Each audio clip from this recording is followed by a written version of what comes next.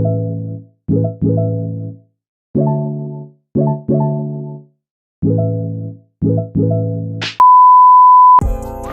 guys, kenalin nama aku Alisha. Hari ini aku mau ngajak kalian ikut ngerasain gimana keseharian aku di kegiatan Diklat Kenal Bahana.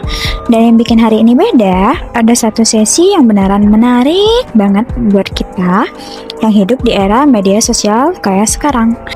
Ini bukan cuma sekedar diklat biasa, ada momen dimana aku sadar bahwa jadi anak jurnalistik itu punya tanggung jawab yang lebih. Penasaran?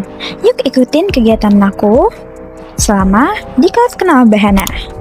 Aku sampai di ruangan sekitar jam 8.30 dan acaranya itu baru dimulai sekitar jam 9. Dimulai dari pembukaan oleh MC sampai ke kata sambutan oleh pimpinan umum, ketua pelaksana, dan pembina Bahana. Lanjut ke sesi pertama, yaitu sesi materi tentang 10 elemen jurnalistik. Ini salah satu sesi yang paling berkesan bagi aku yang baru pertama kali belajar soal jurnalistik. Pemateri ngejelasin satu persatu mulai dari kewajiban jurnalis terhadap kebenaran, loyalitas kepada publik, disiplin verifikasi, independensi dari sumber berita, sampai fungsi jurnalis sebagai pengawas kekuasaan. Nah, 9 elemen itu punya kegunaannya masing-masing. Nah, di elemen ke-10 itu tentang hak dan kewajiban terhadap berita, di mana jurnalisme harus bisa membedakan yang mana yang benar dan mana yang hoax. Bukan hanya sebagai jurnalis saja, tapi kebanyakan dari kita jangan mudah kemakan isu. Yang mana kita tahu, dulu yang bisa memberi informasi ke banyak orang itu ya cuma media, seperti koran, TV, radio. Kalau sekarang, siapapun yang memegang smartphone bisa jadi penyebar informasi dalam hitungan detik ke ratusan bahkan ribuan orang. Fun fact-nya, orang yang ngepost sesuatu terus menulis caption itu udah termasuk dalam jurnalisme. Kamu baru tahu kan? Beliau bilang, jurnalis profesional dilatih bertahun-tahun untuk memahami tanggung jawab yang datang bersama kemampuan menyebarkan informasi. Tapi hari ini kemampuan itu udah ada di tangan semua orang tanpa penelitian yang sama. Nah, di situ aku langsung kepikiran.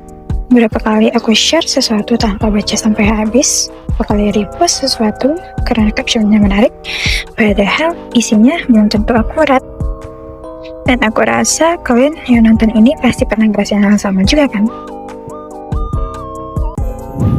Nah, dari 10 elemen itu, aku mau ngobrol sebentar nih sama kalian.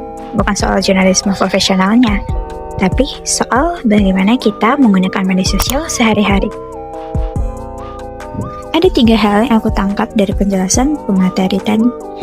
Menurut aku yang relate banget sama keseharian kita. Pertama, kecepatan itu bukan alasan. Di era digital, informasi bergerak begitu cepat. Ini kita sering ikut-ikutan cepat tanpa cek dulu kebenarannya. Padahal, jurnalis profesional justru makin ketat verifikasinya di era digital. Hal yang sama kita terapin, baca dulu sampai habis baru share. Yang kedua, jangkauan kita lebih besar dari yang kita kira. Seorang jurnalis sadar bahwa tulisannya dibaca banyak orang, maka dia hati-hati. Kita juga punya followers, punya kontak, punya orang-orang yang percaya sama kita. Sekecil apapun lingkaran itu, pengaruhnya sangat besar dan nyata. Ketiga, kritis bukan berarti curiga sama segalanya, tapi berarti kita tidak langsung percaya sebelum kita cek kebenarannya. Itu adalah sikap bijak bermedia sosial. Oke, mungkin segini dulu obrolan kita. Karena hari ketiga aku tidak banyak vlog, jadi aku vlog ketika sudah sampai di kos. Oke, sekian dulu video hari ini. Kalau video ini bermanfaat, jangan lupa like dan komen ya. Sampai ketemu di video berikutnya. Dadah!